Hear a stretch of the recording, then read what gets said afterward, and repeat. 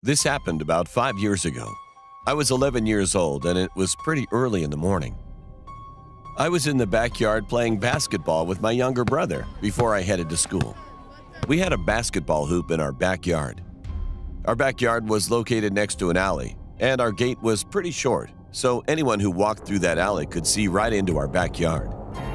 After playing for a bit, we noticed that two strange men in the alley were checking out our neighbor's backyard.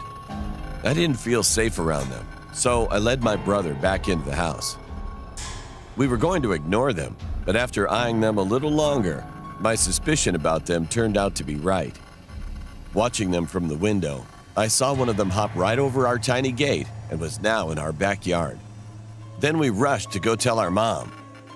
My mom went straight outside to see two strangers standing in our backyard.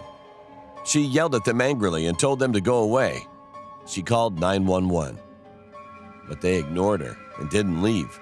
One of the men just stared at us. All of a sudden, he went into the shed we had in the backyard and pulled out a lawnmower that was inside. At first, we were all confused and we thought they might be trying to steal it. Then my sister started to record the incident, thinking it might scare them, make them run away, but it didn't work.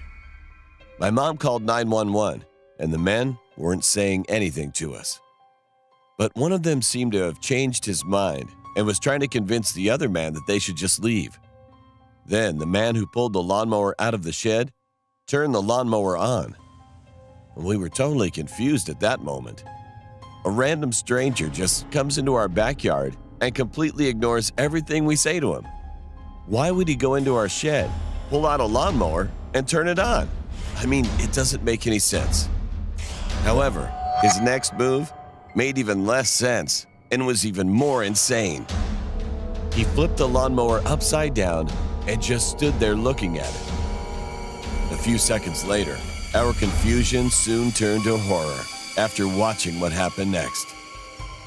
He dived headfirst into the spinning blade of the lawnmower, which cut his neck wide open and ended his life. All this happened in the blink of an eye. My mom screamed at the top of her lungs, which frightened the 911 operator. I couldn't believe what I just saw. I was only 11 years old at the time, but it must have been even harder for my younger siblings to watch that happen. A few minutes later, the ambulance and the cops arrived at the backyard. The police came by to ask a few questions, but the video my sister took had the whole incident on video, so the cops knew the story was legit. I couldn't help but feel bad for the other man that was with him.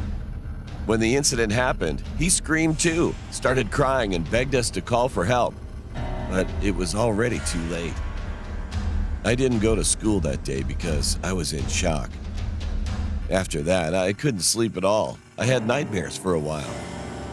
I wished we'd never saw that and wondered what happened to that man to make him want to end his life.